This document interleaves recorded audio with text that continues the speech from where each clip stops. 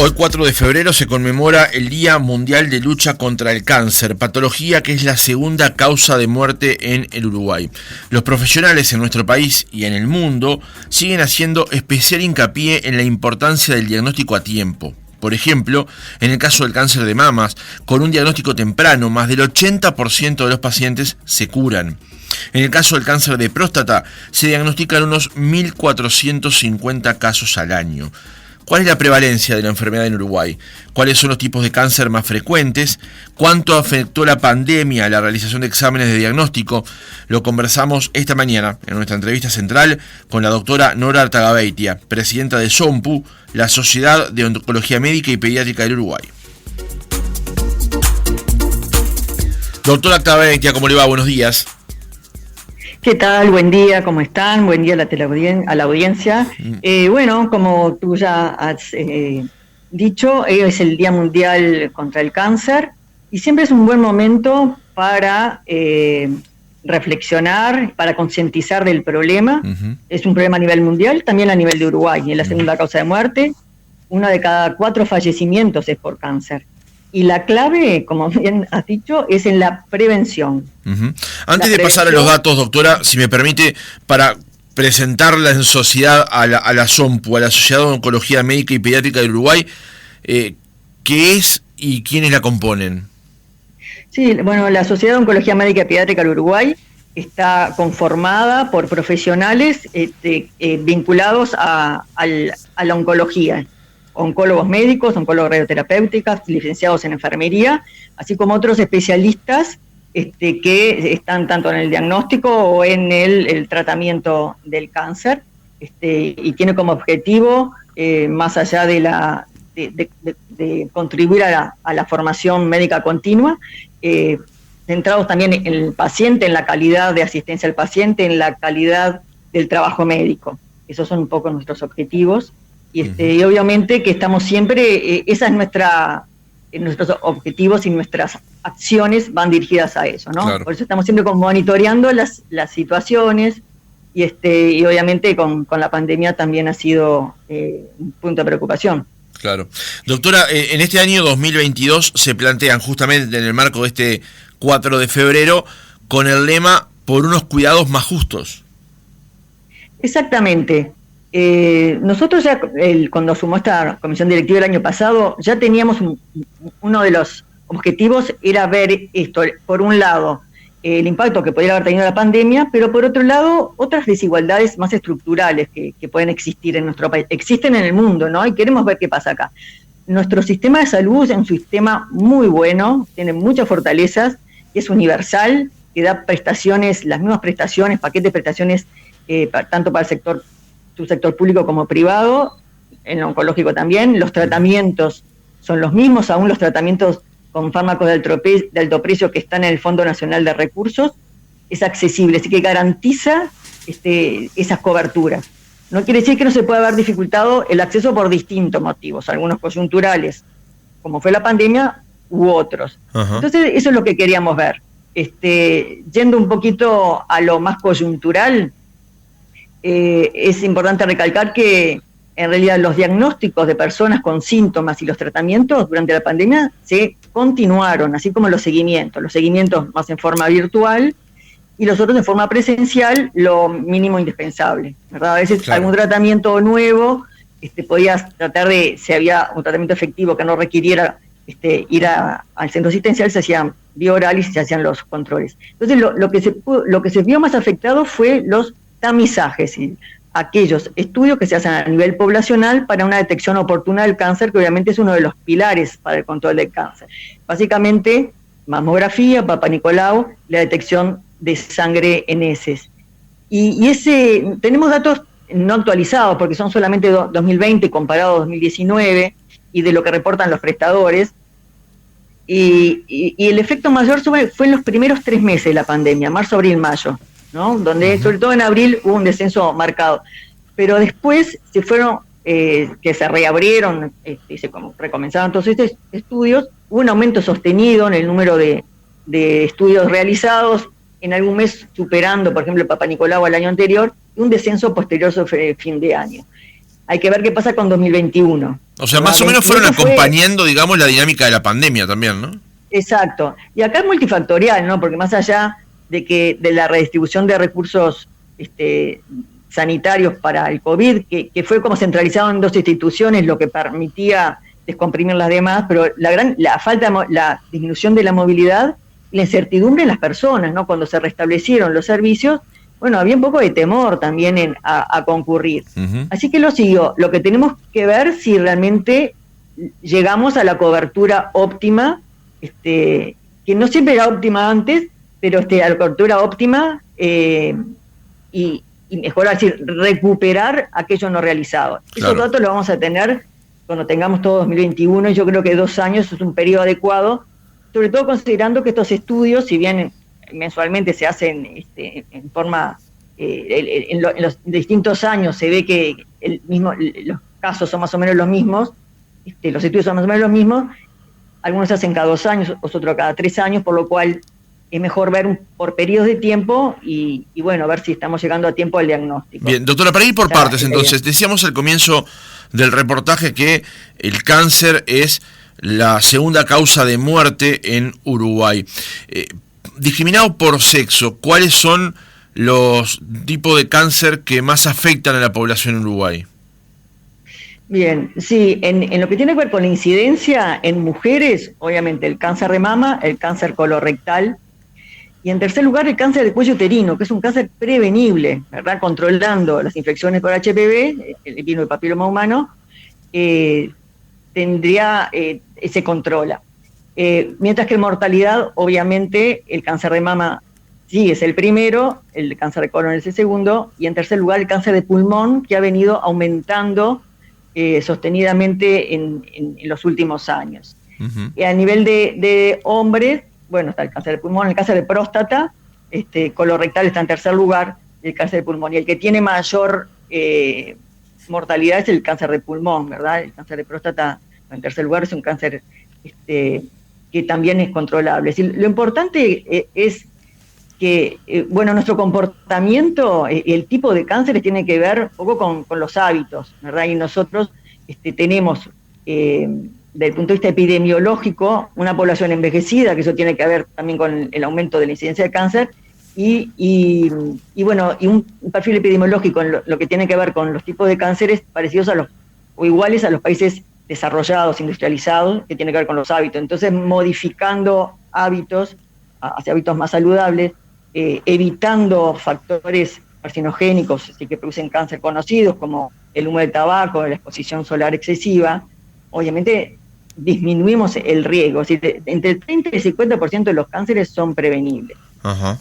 Y entonces, doctora, ¿cómo, a partir de qué edades los hombres y las mujeres deberíamos empezar a hacer exámenes de control más frecuentemente para la incidencia de casos de cáncer que hay sobre justamente esas poblaciones? Por ejemplo, en el caso de mamografías.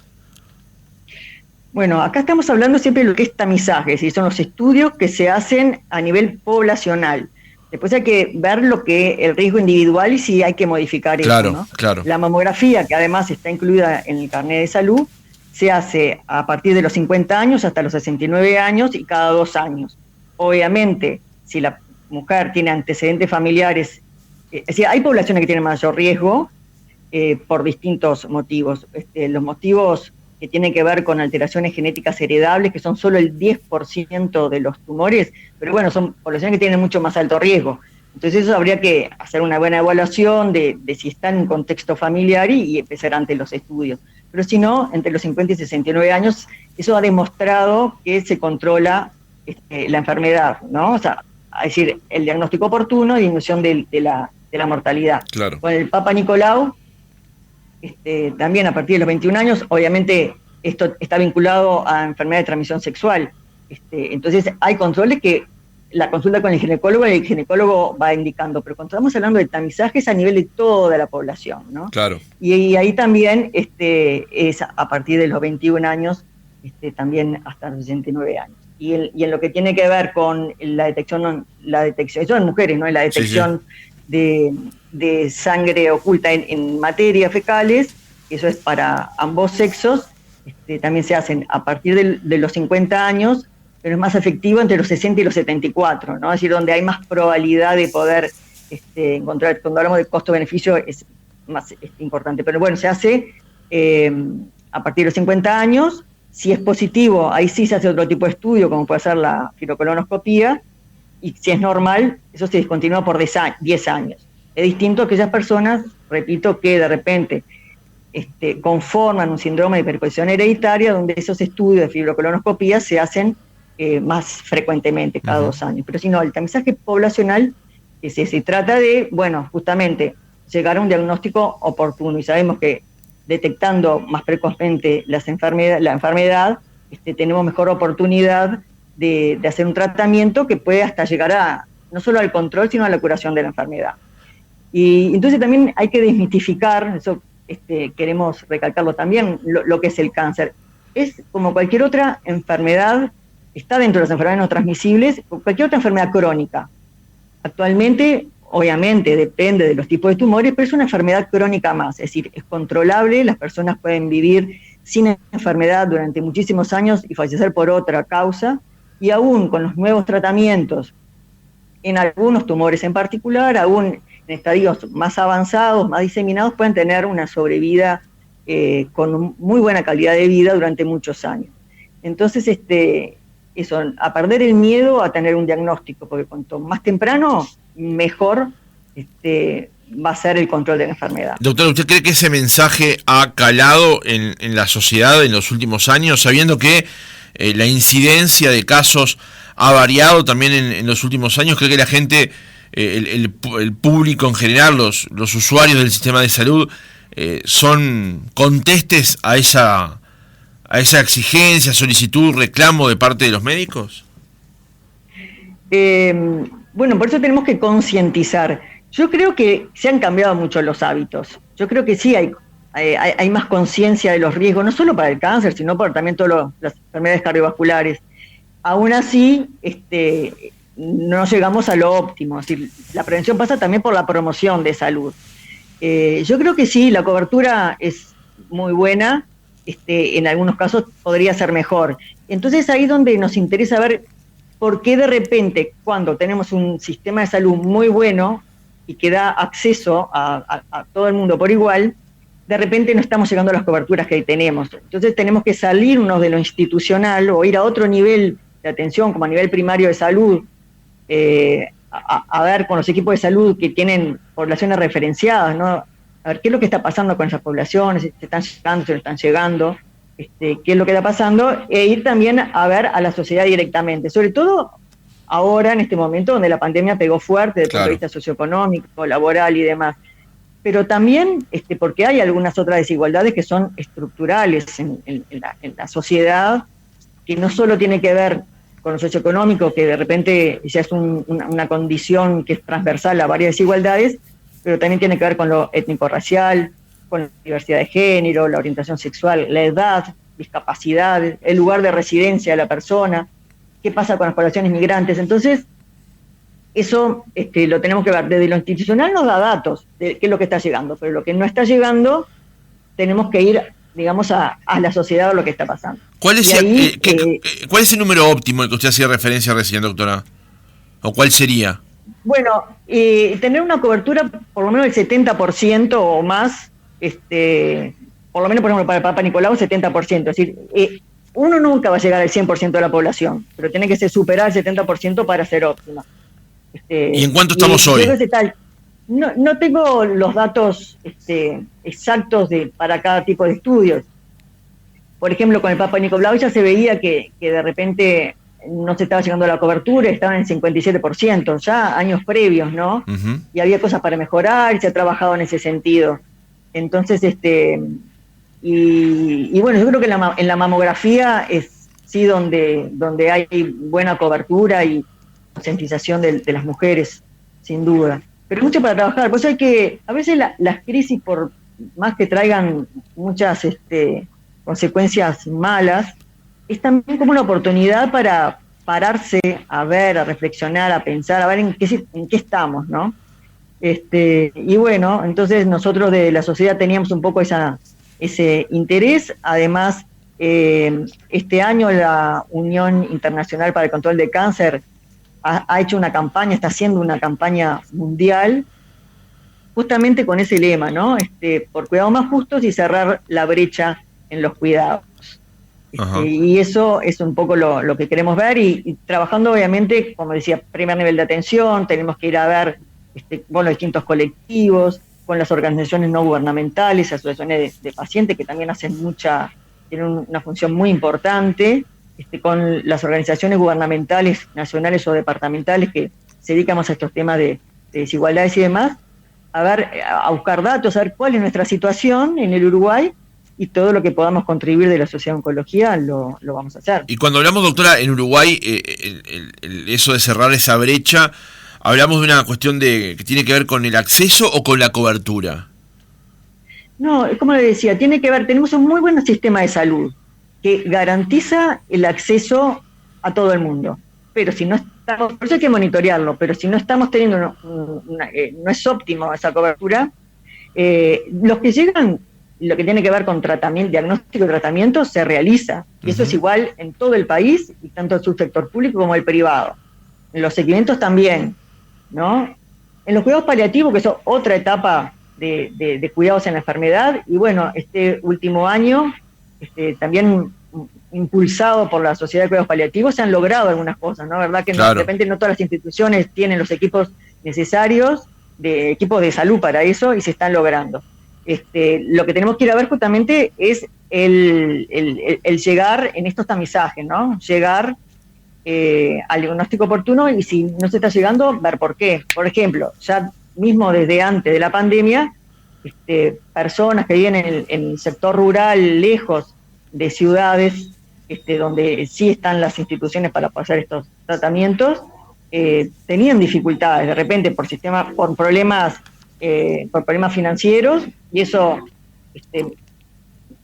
a veces se soluciona desde lo institucional, así como de la asociación de pacientes, o del hospedaje durante el tratamiento. Uh-huh. Entonces hay cosas que se van solucionando, sobre todo para personas, digamos, del subsector público, ¿no?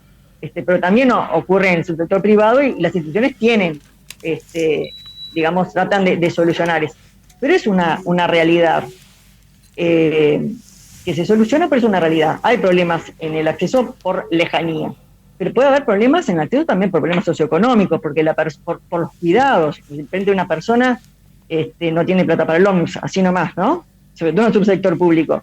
Entonces no puede concurrir, o no puede desplazarse a hacer un control, un tratamiento lejos de su lugar de residencia, o no puede dejar las personas a cargo solas ni un día, ni muchos días porque está en tratamiento. Y todo eso, como le digo, en realidad se tiene en cuenta, se trata de solucionar, pero no sé si estamos llegando a solucionarlo, claro, de manera que todas las personas puedan acceder en tiempo y forma al diagnóstico oportuno y a los cuidados que necesitan. Hablando de ese tema también del acceso, doctora, con respecto al tema de los medicamentos, hemos hablado aquí en el programa con algunos laboratorios que han largado o lanzado al mercado hace poco tiempo nuevos medicamentos, pero siempre hay una cuestión de acceso a los mismos con respecto al costo. En Uruguay funciona el Fondo Nacional de Recursos, usted lo mencionó recién, pero ¿cuál es la realidad con respecto al acceso a estos medicamentos de alto costo, en particular cuando hablamos de cáncer? Bueno, en realidad en nuestro país se ha destacado y se destaca porque van incorporando y se siguen incorporando estos medicamentos en la oferta, ¿no? Obviamente que en esto se tienen que tener en cuenta muchas cosas. Una es la evidencia científica del beneficio que tienen, ajá, y eso se tiene en cuenta. Y después, bueno, a ver, hay que ver, el tema financiero no es menor. Entonces siempre se ve, bueno, sí, la equidad, que probadamente traigan un beneficio significativo, y bueno, el sistema de salud es uno, hay que ponderar. Hasta ahora siempre ha sido así, se han ido incorporando, pueden salir cosas nuevas, obviamente a muy alto precio para el usuario, para el sistema de salud, pero la política en Uruguay ha sido siempre de incorporar. ¿no? En aquello que ha sido probado, que se sabe, está lo investigacional, que entra en ensayos clínicos, y bueno, a veces se puede acceder a que una paciente entre en un ensayo clínico para probarnos medicaciones, y hay otras que han sido aprobadas, pero bueno, hay que ver si realmente el beneficio, porque uno, desde el punto de vista estadístico, se puede demostrar que el beneficio es significativo, pero hay que ver el beneficio real, ¿no? La matemática a veces dice es significativo, pero lo real dice, bueno, aumentó un mes. Un mes en la vida de una persona puede ser importante, pero hay que ver, hay que ver cómo es la distribución de los recursos. Y repito, en Uruguay siempre ha sido muy importante y se han ido incorporando. Lo que pasa que, claro, la tecnología, los avances en el conocimiento y en las tecnologías hace que sea exponencial. Claro. Y es muy bueno todo lo que se está haciendo, ¿verdad? Porque los tratamientos son cada vez más dirigidos a ver cuál es el problema, cada vez más personalizado. Esto de la medicina personalizada es así, porque cada vez en cada tumor hay marcadores que muestran cuál es, cómo es la biología, cómo va a ser el comportamiento de ese tumor. Entonces, los tratamientos están siendo dirigidos a revertir, es decir, o los marcadores ponen en evidencia cuáles son las vías, cuáles son los problemas que llevaron al desarrollo de ese cáncer, y se trata de revertir. Entonces, claro, son tratamientos que son muy eficaces. Y se han incorporado, es decir, en Uruguay estamos, digamos, como en otros países del mundo en relación al acceso. Y en relación a lo que es América Latina, sin duda siempre fuimos pioneros y estamos mejor. En otros lados se hacen más cosas, se accede más, bueno, sí, pero acá no se retasea, si no es que acá el tratamiento va a ser peor que en otros lados. Uh-huh. Doctora, y bueno, hace tiempo... obviamente nosotros siempre en la Sociedad de Oncología estamos permanentemente solicitando también, no solo el ingreso al Fondo Nacional de Recursos, sino otras medicaciones que ingresen a lo que tenga que ofrecer el prestador, no solamente el Fondo Nacional de Recursos, ¿verdad? Uh-huh. Hace un tiempo, varios años me refiero, con un titular de una empresa de salud, y me decía que la salud no tiene precio, pero tiene un costo. Y quería aplicar esta frase justamente en lo que usted manejaba recién con respecto al tema del acceso a medicamentos de alto costo, como se le maneja habitualmente. Y en particular con el tema de la efectividad de ese medicamento, porque habitualmente se maneja que tal medicamento puede hacer tal efecto, pero hay que evaluarlo en el caso del paciente. Digamos, no es abrir solamente el acceso a los mismos, sino ver cuál es el porcentaje de eficacia que tiene. Y esa siempre es una decisión que genera sentimientos encontrados, que genera dolor, ¿no? Bueno, en realidad cuando se aprueba un medicamento y se incorpora en las prestaciones en nuestro país, es porque obviamente ha demostrado ser eficaz. Y ya se muestran, los ensayos clínicos muestran, y uno se basa en eso, en cuál es la eficacia, cuál es el beneficio.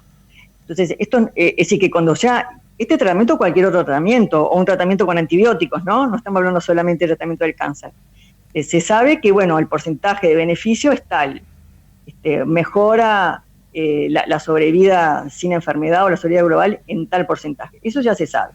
Uno nunca sabe de repente en qué porcentaje está de la persona. Uh-huh. Pero por eso, como son los nuevos tratamientos están dirigidos, se buscan marcadores justamente que evalúan si esa medicación se puede dar sí o no a esa persona. Si tiene tal o cual marcador que está indicando que se va a beneficiar con ese tratamiento. Eso en primer lugar, y eso es lo que se hace. Lo que pasa es que a veces una vez que se prueba una medicación que está basada en la alteración de alguna vía intracelular y se probó para un tumor, después se empieza a probar en otros tumores.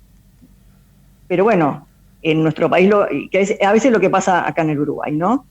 Pero se demostró ser efectivo y funciona, y bueno, se va a esa medicación está aprobada para realizar el tratamiento para tal tipo de tumor en determinadas condiciones. No es lo otro que, bueno, parecería que da resultado, pero es decir, hay que ver siempre, obviamente, en lo que es salud, el costo. Claro. Una vez que se sabe y los resultados mundiales, porque a veces hay como un apresuramiento también, es decir, los ensayos clínicos muestran una cosa, los ensayos clínicos son controlados y son condiciones ideales. Después hay que ir a ver en la población que tiene cantidad de otros individualmente, ¿no? Cantidad de otras condiciones, las personas que de repente no son las de los estudios ideales, y por eso cuando se empiezan a dar en las personas es, bueno, tendría que cumplir estas mismas condiciones donde demostró ser efectivo. Por eso ahora están todos los estudios de vida real, que es, bueno, ¿qué pasa con nuestros pacientes cuando le damos esto? ¿Funcionan igual, no funcionan igual? Porque hay cantidad de otras situaciones, ¿verdad? Hasta en qué poblaciones se probaron.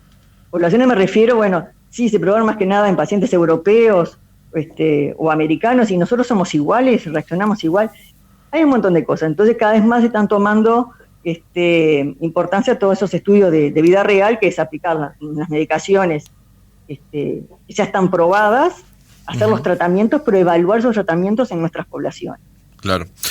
Doctora, es un gran tema que, bueno, que acá nos queremos enfocar más que nada en lo que es la prevención, el acceso y demás. Bueno, esa es una parte de los cuidados en cáncer, sin duda, quedaría para comentar muchas cosas. Doctora, en particular con respecto al tema pediátrico, que también ocupa a la SOMPU, ¿cómo es la incidencia en Uruguay en el caso de cánceres pediátricos?